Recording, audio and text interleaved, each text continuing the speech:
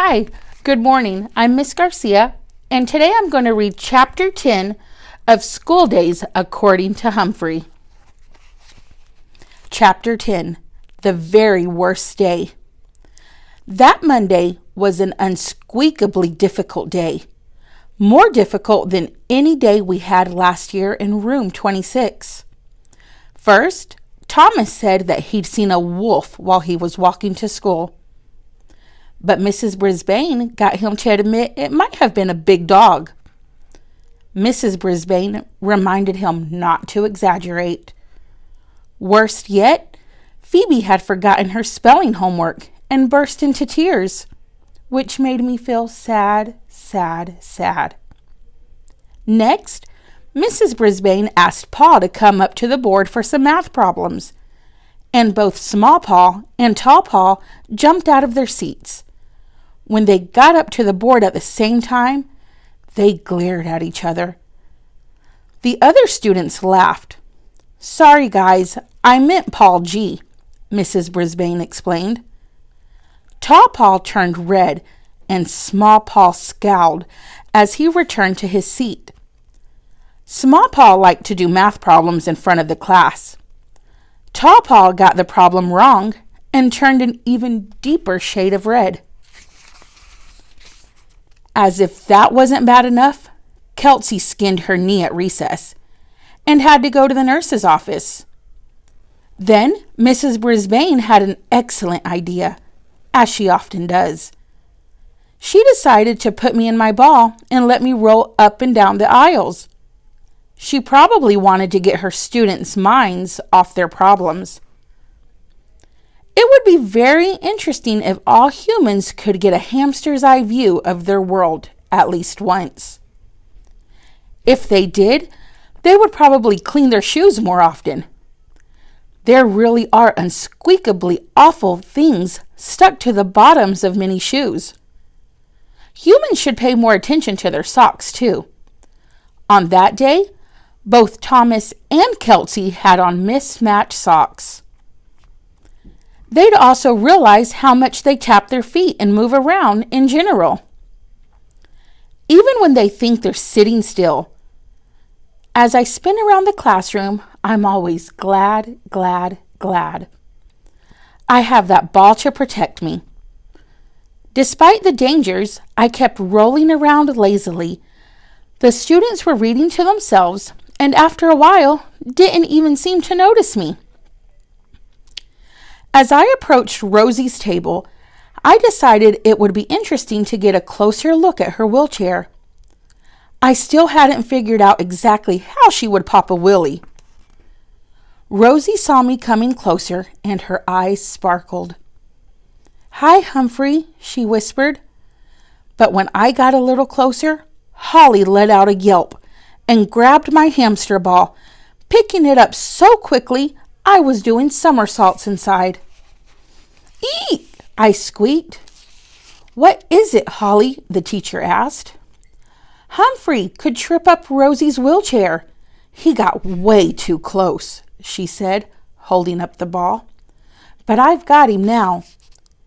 "He wasn't too close," Rosie protested. "I saw him there." "I think it's dangerous," Holly said.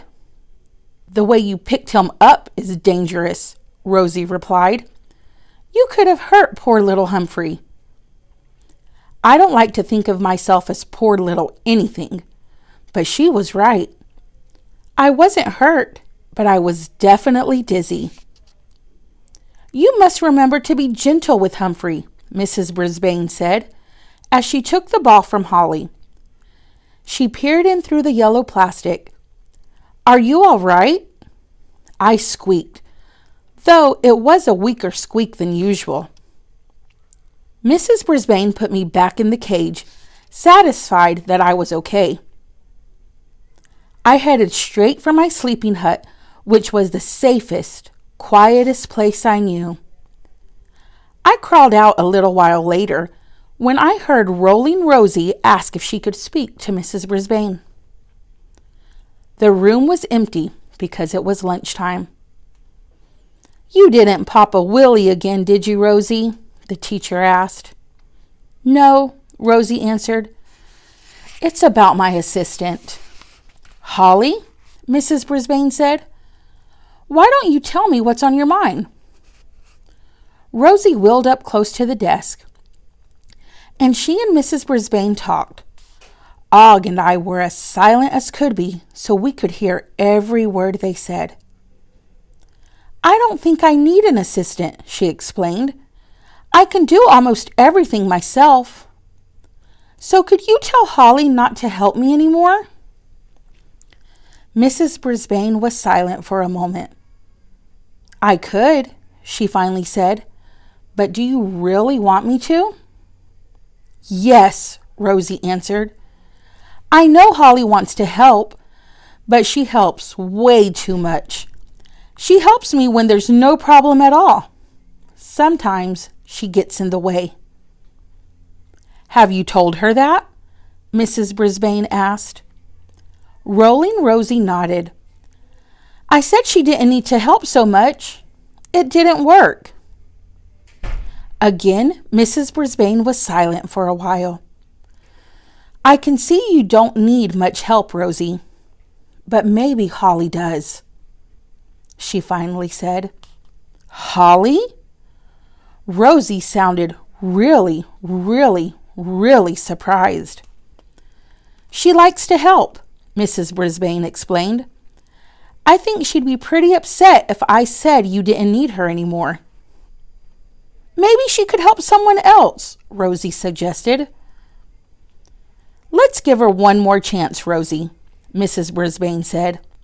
I'll have a word with her and see if things improve, okay?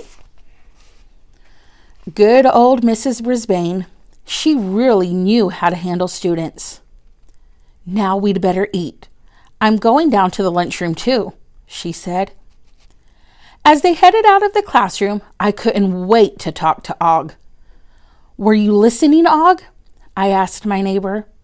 Helpful Holly will be upset if she gets fired. I knew that because I'd be unsqueakably upset if I got fired from my job as a classroom hamster.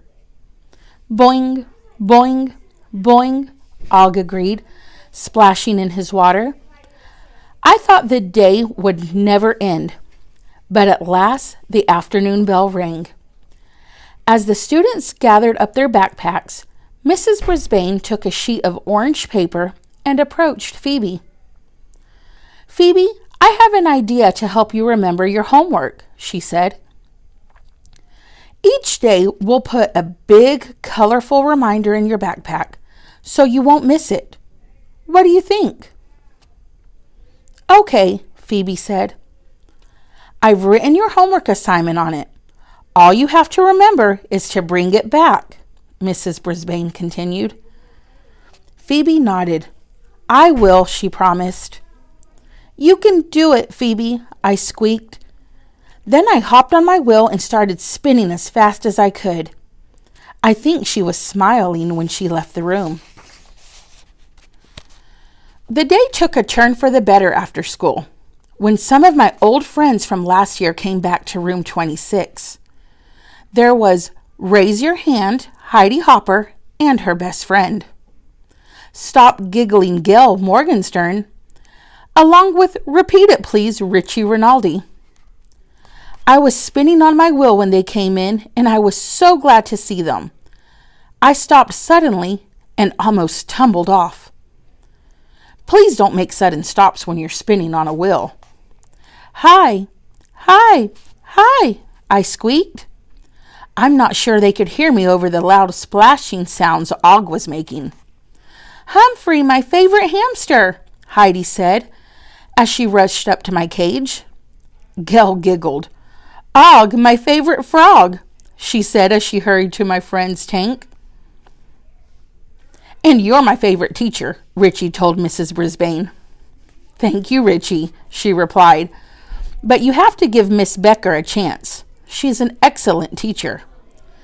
I know, Richie said, but she doesn't have any classroom pets. Heidi leaned in close to my cage. I'm doing pretty well raising my hand this year, Humphrey, she told me. That was unsqueakably good news. Mrs. Brisbane and I had worked hard to help her end her bad habit. Boing, boing, Og twanged, sending Gil into peals of laughter. I don't think Gil could ever stop giggling completely. At least I hope not. I was so glad to see my old friends from last year. I jumped on my wheel and started spinning fast, which made them all giggle. Go Humphrey, Richie said. Then Og decided to dive into the water side of his tank and made an extra big splash, which made them giggle even louder. Awesome, Og, Heidi said. I think Og and Humphrey are glad to see you, Mrs. Brisbane said. Oh, Mrs. Brisbane, we miss them so much, Heidi said. We came to ask you something important. I slowed down the wheel. You say it, Richie, Gil said. Okay. Richie suddenly looked serious and he cleared his throat. Mrs. Brisbane, we don't think it's fair that you have 2 classroom pets in room 26 and we don't have any in room 18. We were hoping you'd donate one of yours to Miss Becker. Thank goodness I'd hopped off my wheel or I'd have fallen over. I was really, really, really surprised. And so was Mrs. Brisbane. Goodness, I don't think my students would like that, she said. If Miss Becker wants a classroom pet, she can get her own. But I'm not sure she wants one. She'd like Humphrey or Og. Everybody does, Gil said. And Og came here from another class, Heidi said. At least ask her, please, Richie begged. Mrs. Brisbane was unusually quiet. I was too, and I didn't hear a boing or a splash from Og. Please? Gil looked so serious. I could hardly believe it was her speaking. Please? Heidi added. At last, Mrs. Brisbane spoke. To tell you the truth, I can't imagine giving up either one of them. Don't you think they'd miss each other? Heidi and Gil glanced at each other. They weren't always together. Humphrey was alone in the beginning, Richie said. I had to squeak up for myself. But it was so lonely at night, even scary. I'd almost forgotten how loud the clock sounded in the empty room and how long the nights were without someone splashing nearby. Boing, boing, Og agreed. Boing, boing, boing. That made Gil giggle, of course. Mrs. Brisbane smiled. I'll tell you what. I'll think about it, and I'll talk to Miss Becker about classroom pets. But I'm just not sure it's a good idea to separate Humphrey and Og and take one of them away from my class. Thanks, Mrs. Brisbane. We really miss them, Richie said. They chatted with the teacher for a few more minutes, and then it was time for them to go home. After they left, Mrs. Brisbane leaned in close to my cage and stared at me. To tell the truth, I can't imagine teaching without you and Og to help me, she said. Am I just being selfish? No, no, no, I squeaked at the top of my tiny lungs. Mrs. Brisbane chuckled. I don't think Arlene Becker wants any classroom pet. Not even you, she said. So don't worry. Thanks, I squeaked. I won't. But I did.